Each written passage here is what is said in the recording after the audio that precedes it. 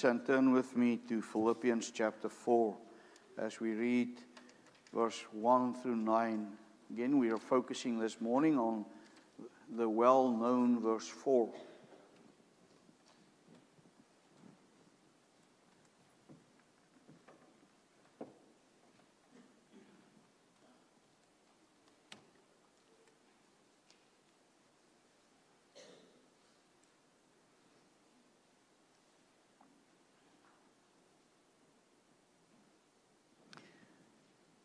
This is God's word. Therefore, my beloved brethren, whom I long to see, my joy and crown, in this way stand firm. Sorry, my screen collapsed. Start again. Therefore, my beloved brethren, whom I long to see, my joy and crown, in this way stand firm in the Lord, my beloved.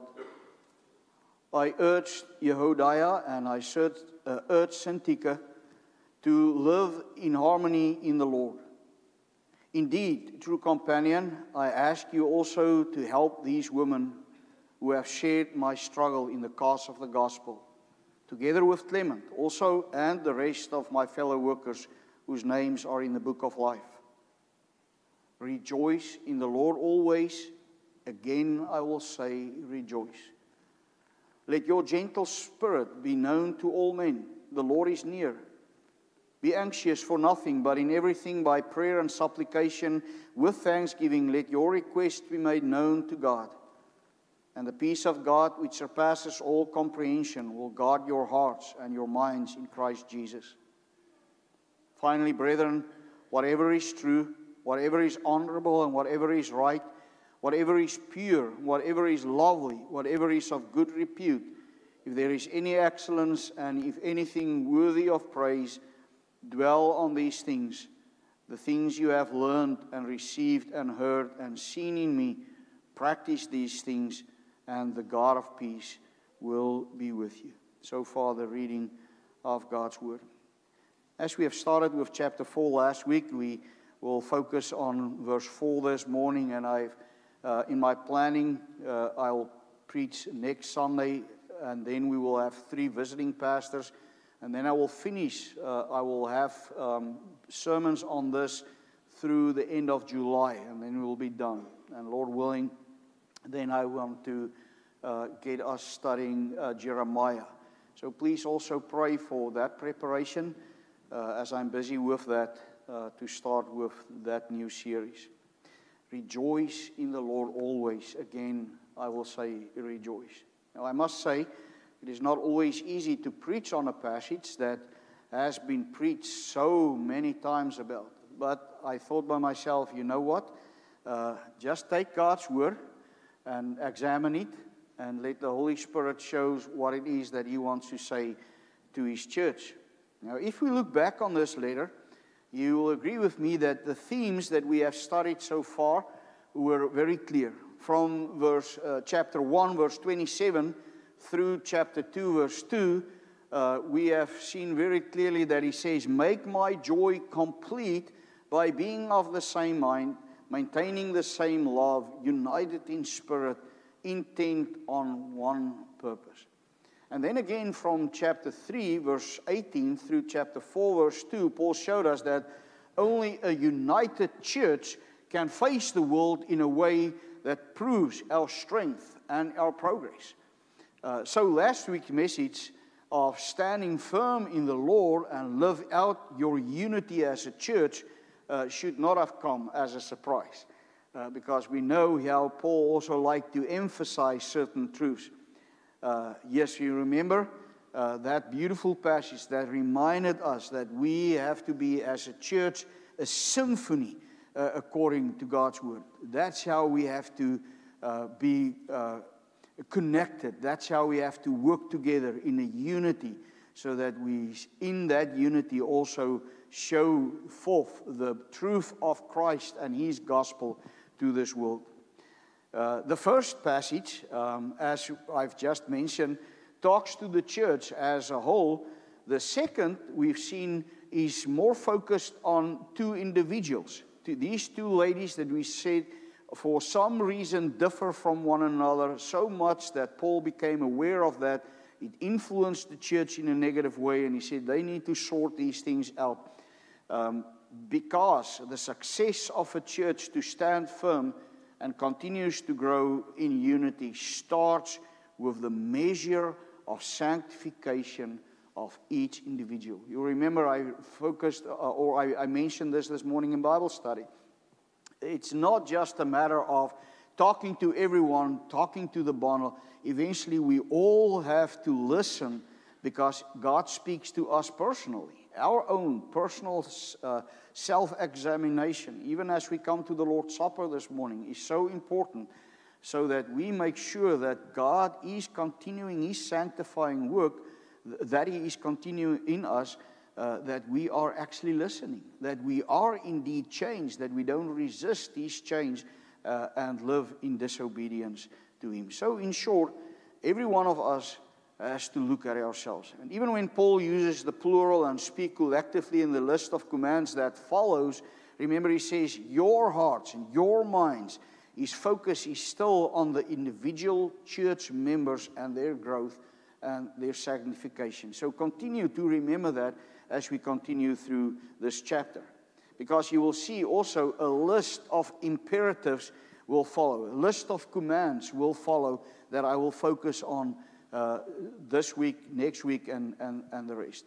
And you know by now from Sunday morning's Bible studies, imperatives are always embedded in an indicative in the Bible. What God demands us to do, that is the imperative, is always embedded in what He has done for us. Basically, He never asks anything of us that He has not already made possible for us to do. And the imperative, the command Paul gives here, is rejoice in the Lord. Always, again, I will say rejoice. Now, you must likely, if you read this, the sentence, figure out what the imperative is. It is to rejoice, right? That's the command. And it's interesting, and I'll get to that it is indeed a command to rejoice.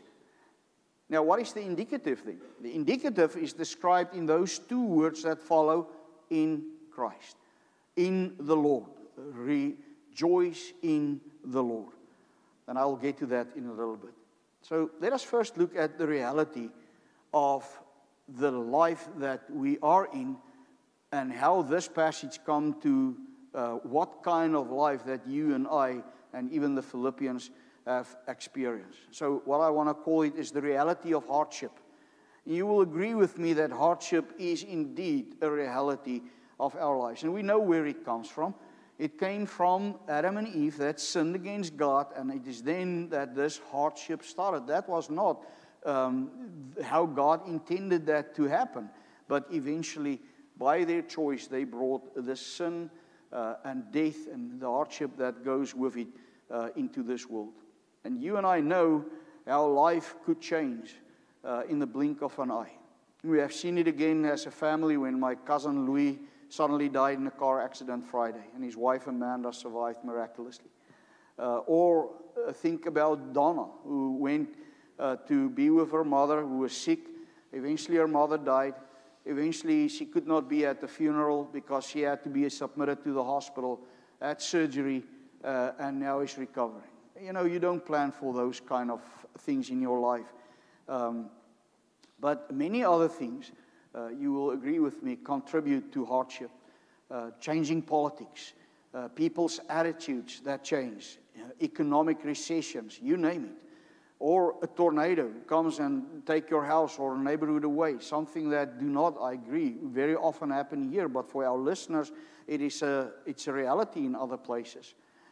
There are so many things that cause pain and fear and uncertainty that it is easy to ask, how could we be joyful amidst these circumstances? And in many of these circumstances, not only believers, but also non-believers experience the reality of hardship in their lives. Which also says there are many forms of hardship that God brings over us that we did not expect or understand. As I said, we often experience hatred or hostility or unfairness or injustice.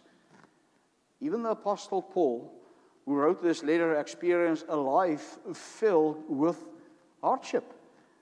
If you turn with me to 2 Corinthians chapter 11, 2 Corinthians, or you know what will be easier, I will summarize it, but mark that down and you go and read that this afternoon. 2 Corinthians 11, verse 22 through 31. If we read that, you will see how this man's life was definitely not an easy life. He endured reproach. He was beaten with rods. He received 39 strikes from the Jews, in total 5 times. He was stoned once. 3 times he suffered shipwrecks. He was in danger of water, of robbers, of heathen people, of those in the cities he ministered to, of his own countrymen. Even to his own body, he suffered weariness and pain, hunger and thirst, cold and nakedness, he says. He had a thorn in his flesh that God did not want to take away. In Damascus, Aretas, the king, kept the city with a garrison to arrest him, but he was laid down a wall in a basket and escaped. That is the Apostle Paul. Now, you know, in these circumstances that you and I also experience, the world comes and offers its own solutions. All these forms of hardship that cause pain and discomfort and separation, the world comes and gives answers or solutions for that, and they will be quick to say, you must just find something, or you must just do something that will make you happy. Go shopping. Go on a cruise. Party the night out. Buy a new car.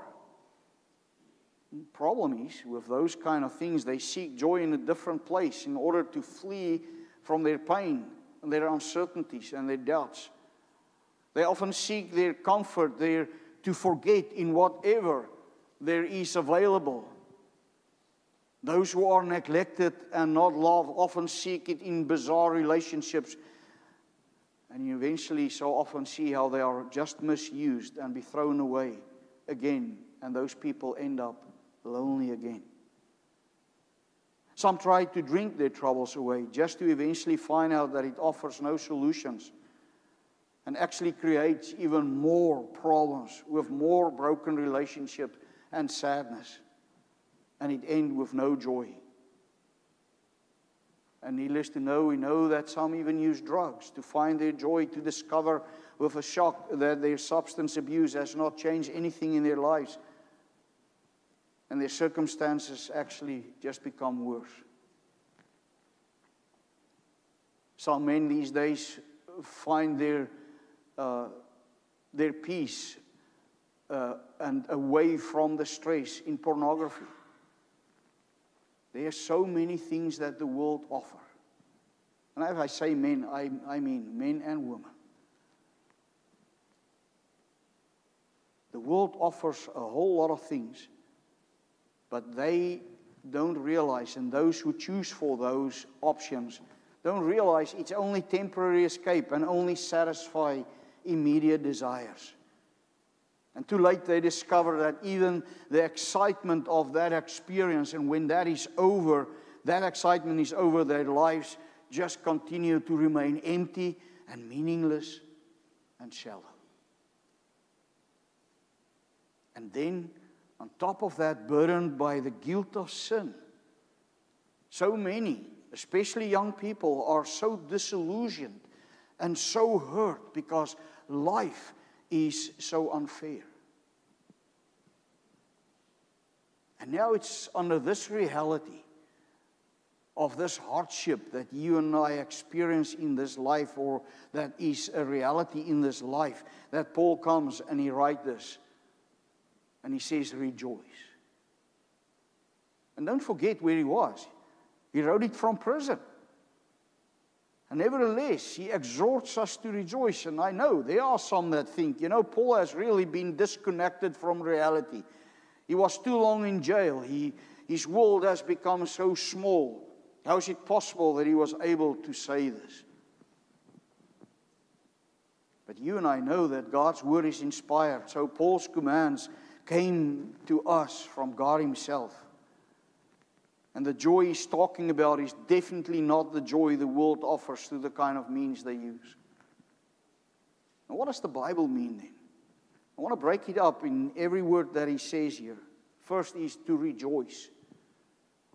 That word that is used there, that verb, is given to denotes to us continuous action.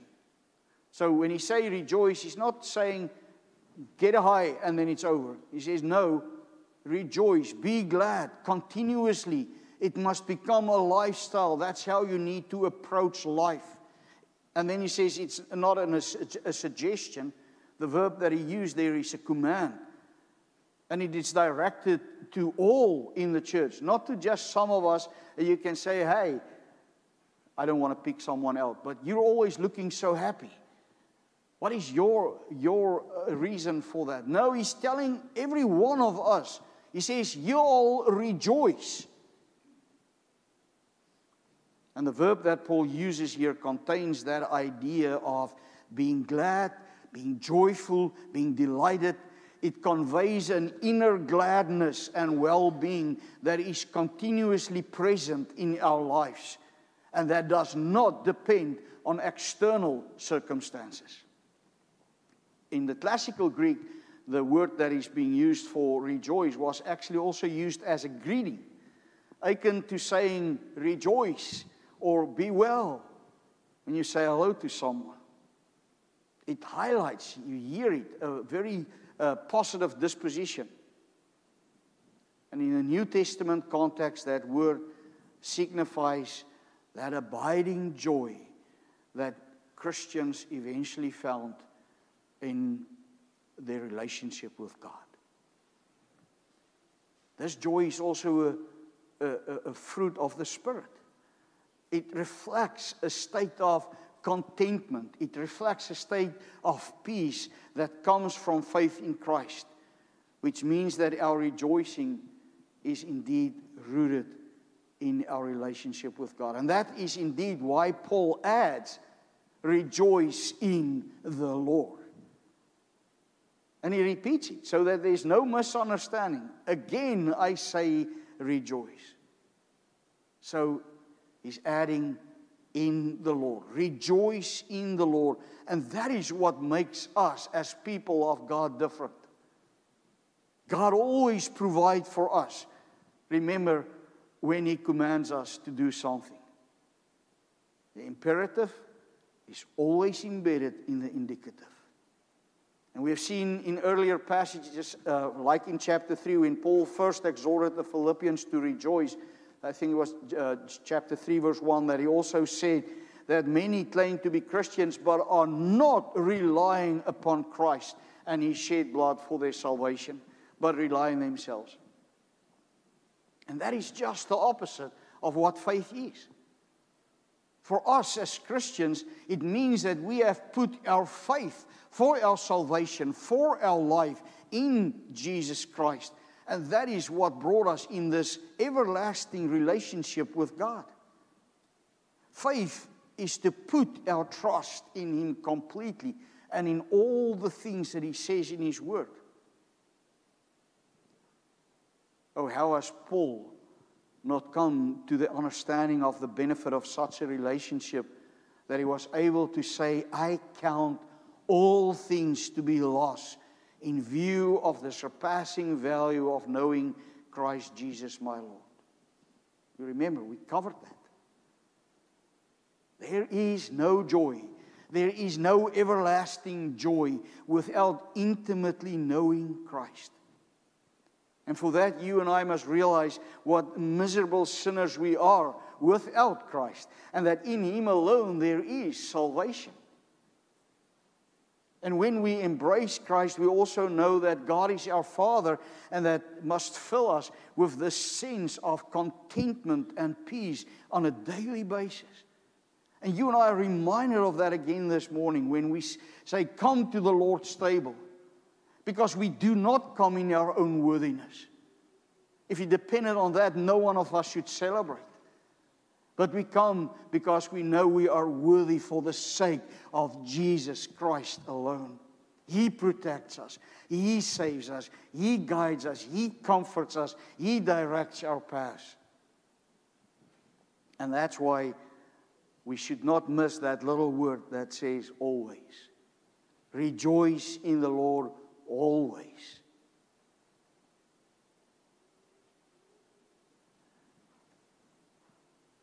It almost sounds impossible, right?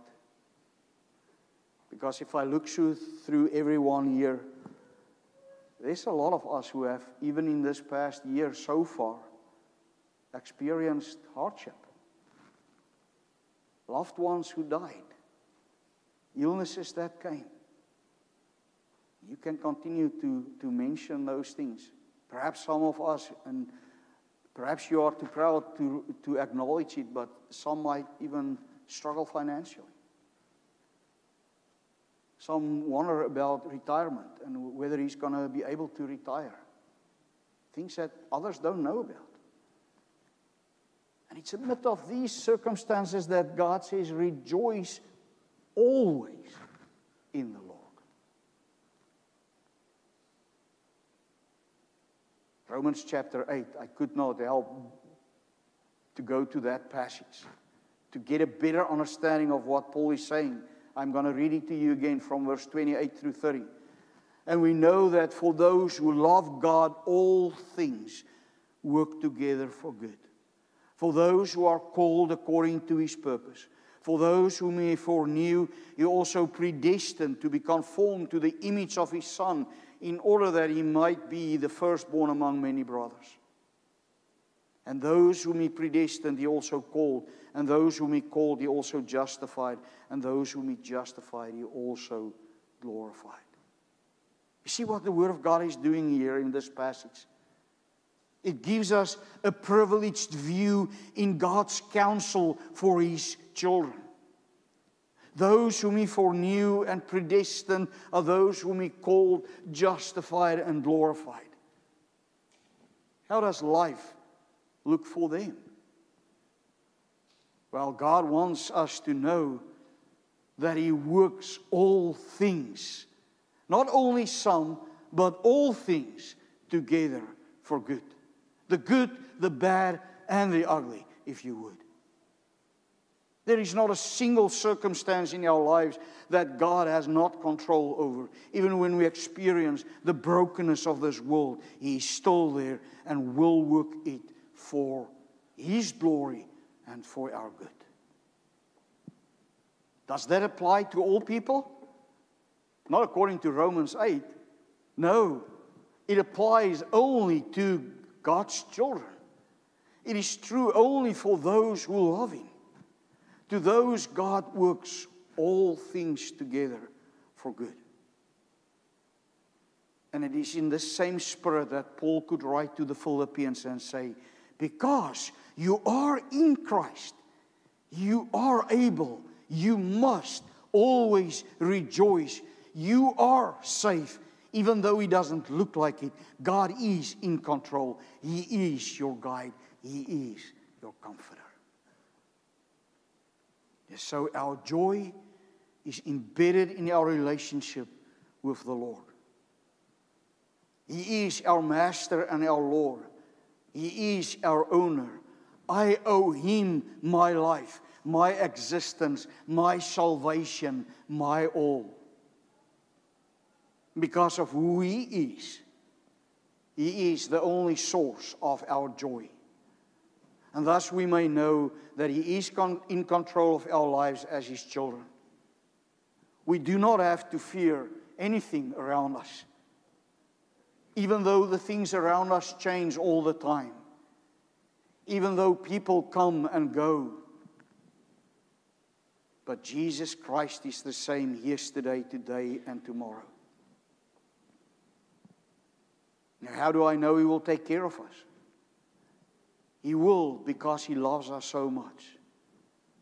And He already showed that to us when He died on a cursed cross for your and my sin. He made atonement for us to live in an everlasting relationship with Him. He died for us and He bore God's wrath over our sin in our stead. Our God has established a personal relationship with us. And the day Jesus ascended to heaven, what did He say? All authority has been given to me in heaven and on earth. And in the meantime, as He's seated at the right hand of God and preparing a place for us, He still rules. And He sent us His Spirit to live in us. We are not alone. He strengthens us. He guides us in the truth. He builds us up. He fills us with this joy that He requires of us under all circumstances. That joy that some people are kind of amazed about and say, this person does not grieve. There's something wrong with him. That's the joy in Christ. That's the peace and comfort that comes and fill us even under these difficult circumstances. So how do we rejoice when disaster strikes, when illness comes over us, and when I lost my work and I lost a loved one? We rejoice in the fact that our God is sovereign, that He is in control, that He has the whole world in His hand. We rejoice in the fact that He does not forsake His children. He heard the words or the actions. We saw the actions of His Father, and He cried out, my God, why have you forsaken me? So that you and I will never again be forsaken by Him. He will take care of us through prosperity and adversity. Yes, then we can rejoice amidst of sadness. I may have the joy that our Lord will not ignore even one tear that I shed, and He will comfort me accordingly. We rejoice in the truth that God is fulfilling His decrees. He is busy wrapping up history, which you and I are a part of. These things that come over us must happen. With every earthquake and drought, with every disastrous hurricane or tsunami, with every pandemic, we are reminded that Jesus Christ is returning to this earth to judge the living and the dead. Yes, our joy is not based on fleeting circumstances, but is grounded in the Lord. So you and I, when we hold fast unto Him, are also challenged daily. Even though our circumstances change, we are challenged by the truth that God Himself is unchangeable. It must encourage a mindset that finds delight in God's attributes and His faithfulness and His mercy and His love and the salvation that He provided through Christ. May this enable you to go through life rejoicing. Doesn't matter what our circumstances are, because we are anchored in the Lord. We'll hear and see it again this morning. And God's people say, Amen.